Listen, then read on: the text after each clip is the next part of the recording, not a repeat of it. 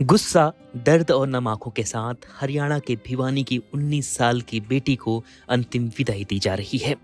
पिछले 9 दिनों से भिवानी सोनीपत समेत पूरे हरियाणा ने इस बेटी के इंसाफ के लिए जंग लड़ी, लेकिन इंसाफ मिलने से पहले आज इस बेटी को वो अंतिम विदाई दे रहे हैं। लेकिन बिना इंसाफ मिले मनीषा की विदाई तो हो रही है, लेकिन लोगों के अंदर का गुस्सा अब भी कम नहीं हुआ। जो जिन दरिंदों ने उसकी हत्या की है, अब तक पुलिस ने उनको गिरफ्तार नहीं किया गया। एसपी एसएचओ तक सस्पेंड कर दिए गए हैं, फिर भी हमारी बहन को न्याय नहीं मिला। और हम डीसी से मिले हैं, एक दिन आज शाम तक कोई कार्रवाई नहीं होती है, तो कल हम गवर्नमेंट कॉलेज एमएनएस में धरना देंगे। और हमारी बहन को न्याय नहीं मिलता, मनीषा बहन को, जब तक हम चाहे हमने रोड पे बैठना पड़ो, चाहे हमने आंदोलन करना पड़े, हम तैयार हैं।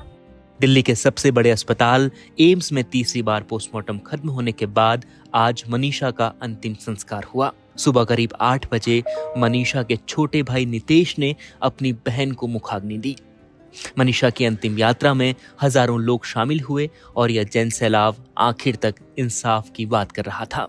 सरकार से हमारी 2 ही मांगे थी, एम्स से पोस्टमार्टम हो दोबारा से और सीबीआई जांच हो। तो सरकार ने दोनों मांगे हमारी मान ली गया और धरना प्रदर्शन हमने स्थगित कर दिया है। लोगों से भी अपील है कि शांति बनाए रखें। जो सरकार के सामने हमने जो डिमांड रखी थी, सरकार ने हमारी सारी डिमांड्स मान ली।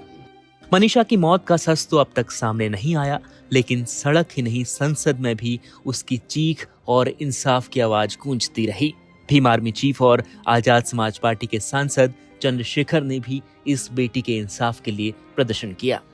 देखिए, हरियाणा के भिवानी में एक 19 साल की शिक्षिका जो 11 अगस्त को स्कूल गई और 13 अगस्त को उसकी डेड बॉडी 2 दिन बाद मिली। उसके माता पिता, परिवार के लोग, क्षेत्र के लोग धरने में बैठे हुए हैं। कल मैंने उस पर एक्स के जरिए अपनी बात रखी थी। उसके बाद मुख्यमंत्री ने सीबीआई जांच की घोषणा की है। मैं ये समझता हूं कि लंबे समय से उस मामले को टाला गया और बेटियों को न्याय देने में जो हरियाणा सरकार है वो बहुत पीछे रह रही।